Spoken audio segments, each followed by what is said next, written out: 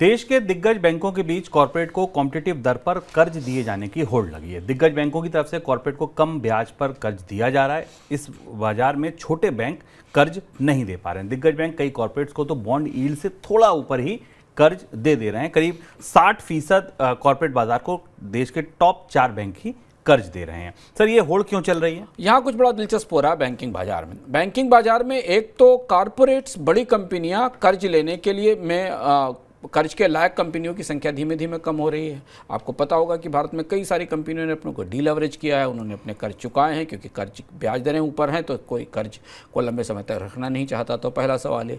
दूसरा सवाल है कि जो कंपनियां बाजार में कर्ज लेने में इच्छुक भी हैं, उनकी साख और रेटिंग के बड़े इशूज़ हैं।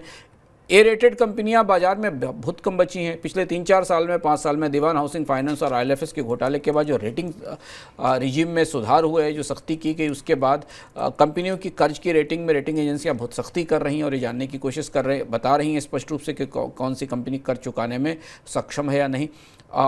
तीसरी बड़ी चीज़ ये कि बाजार में चूंकि डिमांड नहीं है और कंपनियों के पुराने कर्ज हैं जिनको वो चुकाने के लिए कोशिश कर रहे हैं, तो नए कर्ज नहीं ले रहे हैं। ऐसी स्थिति में भारत में कर्ज लेने वाले अच्छी साख वाले कॉर्पोरेट्स की संख्या बेहद सीमित हो गई है। छोटा सा बाजार रह गया है अच्छी साख वाले कॉर्पोरेट्स का, जिन्हें कर्ज देकर बैंक निश्चिंत हो सकते हैं, जिनके पास एक अच्छी रेटिंग है, दूसरा उनका पिछला पेमेंट रिकॉर्ड अच्छा है, और तीसरी चीज़ उनके पास भविष्य में निवेश के लिए बड़ी परियोजनाएं हैं जहाँ के लिए वो पैसा ले सकते हैं।